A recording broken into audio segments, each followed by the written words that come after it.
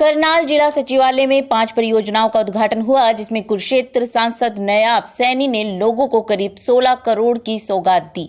उसके बाद सीएम ने सांसद और विधायकों को संबोधित किया। लेकिन यह कार्यक्रम जिला सचिवालय में हुआ तो सांसद साहब से जब ये सवाल किया गया कि क्या किसानों का डर था जिसके चलते ये कार्यक्रम हल्के में न होकर जिला सचिवालय में हुआ, तो सांसद ने कहा कि ऐसा कुछ नहीं है। मेरे कल कार्यक्रम थे जिसमें मैं गया था और किसानों से भी मिला था। ये लोकतंत्र है और हम सबको अपनी बात कहने का हक है। वहीं नायब सैनी से जब यह पूछा गया कि आने वाले दिनों में करनाल के असंध में राकेश टिकैत आ रहे हैं, तो उन्होंने कहा कि वो कांग्रेस के हाथों में खेल रहे हैं, जो ठीक नहीं है। किसान की हित की बात होनी चाहिए। वहीं बीजेपी सांसद रामचंद्र जांगड़ा के बयान पर नायब सैनी ने कहा कि उन्हें ऐसा नहीं बोलना चाहिए। किसान हमारे आदरणीय हैं, लगातार पीएम उनके लिए योजनाएं चला रहे हैं। वहीं कांग्रेस ने उन्हें बरगलाने का काम किया है।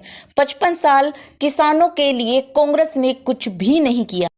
लगभग 15 करोड़ रुपए के आज विकास कार्यों का यहाँ करनाल को वो सौगात मिली है। विभिन्न समुदाय केंद्र हैं, चाहे सब स्टेशन का यहाँ पर शिलान्यास हुआ है और आदरणीय मुख्यमंत्री जी अभी बात करेंगे। परंतु कोरोना जैसा जो वैश्विक संकट था, उस वैश्विक संकट के अंदर भी विकास की गति आदरणीय मुख्यमंत्री मनोहर लाल जी ने वो रुकने नहीं दी, उस गति को और तेज किया है। और जो बजट भी आया है वो बजट भी हरियाणा प्रदेश के विकास की गति को और तेज करने वाला ये बजट होगा। इससे आमजन को जो आज विकास के कार्यों का उद्घाटन हुआ है उससे लाभ मिलेगा, लोगों को वो सुविधाएं मिलेंगी जिन सुविधाओं से लोग वंचित। क्या किसानों का डर था इसलिए प्रोग्राम यहाँ पर हुआ? नहीं, देखिए आदरणीय मुख्यमंत्री जी पूरे प्रदेश के अंदर आज उद्घाटन कर रहे हैं। आज रोहतक के अंदर भी और हमारे कुरुक्षेत्र के अंदर भी, करनाल के अंदर भी, पानीपत के अंदर भी, हर जिला स्तर के ऊपर उद्घाटन के कार्यक्रम हो रहे हैं। और ऑनलाइन जो कोरोना का जो संकट है उसको ध्यान में रखते हुए इस प्रकार ये कार्यक्रम आदरणीय मुख्यमंत्री जी वहाँ से कर रहे हैं। इसके अंदर किसान की कोई डर की बात नहीं है। लगातार हम क्षेत्र के अंदर जा रहे हैं। मैं कल भी पूरा दिन कैथल के अंदर मेरे कार्यक्रम थे और मैंने किसानों से भी बातचीत की है। एक मेरा अलग किसानों के बीच में कार्यक्रम रखा गया था गांव के अंदर, और उस कार्यक्रम के अंदर मैं गया था।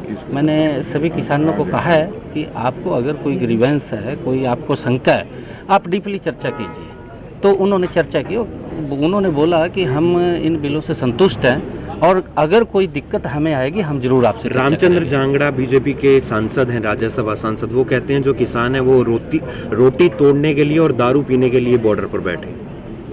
देखिए, क्योंकि मैंने उनका वक्तव्य नहीं सुना, मैं तो असम के अंदर चुनाव के अंदर था। उन्होंने क्या बोला ये तो रामचंद्र जांगड़ा जी जानते हैं, परंतु इस प्रकार का वो उन्होंने जो बात कही ऐसा नहीं। किसान हमारे लिए आदरणीय है, क्योंकि किसान इस देश का पेट भरने का काम करता है। और आदरणीय प्रधानमंत्री नरेंद्र मोदी जी की जो सोच है कि हमने किसान की आय को दोगुना करना है, उस दिशा के अंदर आदरणीय प्रधानमंत्री जी लगातार विभिन्न योजनाओं के माध्यम से किसान को मजबूत करने के अंदर लगे हुए हैं।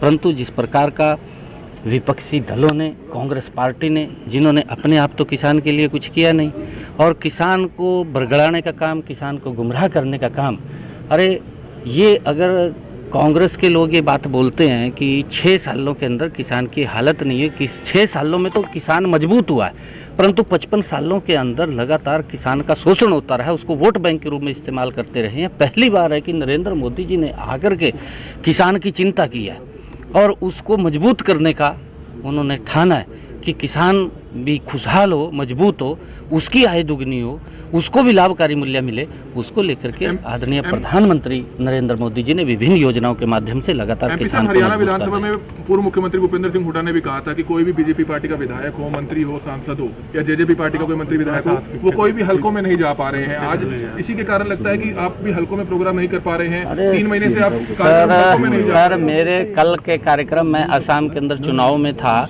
अगर आप मेरे कल के कार्यक्रम देखेंगे, और आदरणीय मुख्यमंत्री जी भी लगातार कार्यक्रमों के अंदर रहते हैं, मेरे कैथल के अंदर भी कार्यक्रम है, हमारे सभी विधायक और सभी हमारे सांसद लगातार गांव के अंदर जा रहे हैं। आप देखते भी होंगे, क्योंकि कल मेरे जितने कार्यक्रम थे, मेरे ख्याल से हर आधे घंटे के बाद मेरा गांव के अंदर कार्यक्रम था।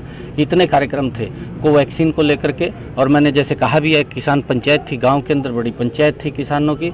और मेरा एक धार्मिक कार्यक्रम था, उस कार्यक्रम के अंदर बहुत बड़ा कार्यक्रम था, उदासीन अखाड़े का, उसके अंदर भी मैं वहाँ पर गया था। लगातार मेरे कार्यक्रम थे, कुरुक्षेत्र के अंदर भी मैं गया था। किसी प्रकार की देखिए कुछ ये लोकतंत्र है, लोकतंत्र के अंदर हर व्यक्ति को अपनी बात कहने का अधिकार है और यही हमारे लोकतंत्र की खूबसूरती है। जिस प्रकार से आदरणीय मुख्यमंत्री जी काम कर रहे हैं तो हरियाणा प्रदेश विकास की गति में आगे बढ़ रहा है। आदरणीय मुख्यमंत्री जी आगे आसाम भी जीत रहे हैं और बंगाल भी जीत रहे हैं।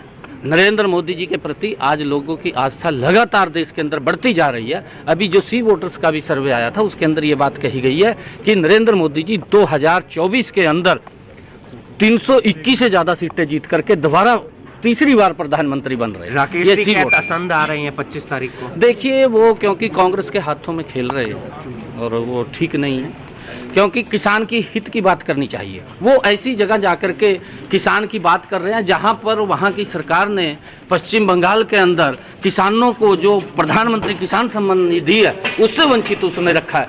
वहां पर जाकर के किसान के हित की बात कर रहे हैं और उसके पक्ष की बात करते हैं। परंतु हम ये कहना चाहते हैं कि किसान की मजबूती के लिए नरेंद्र मोदी जी काम कर रहे हैं।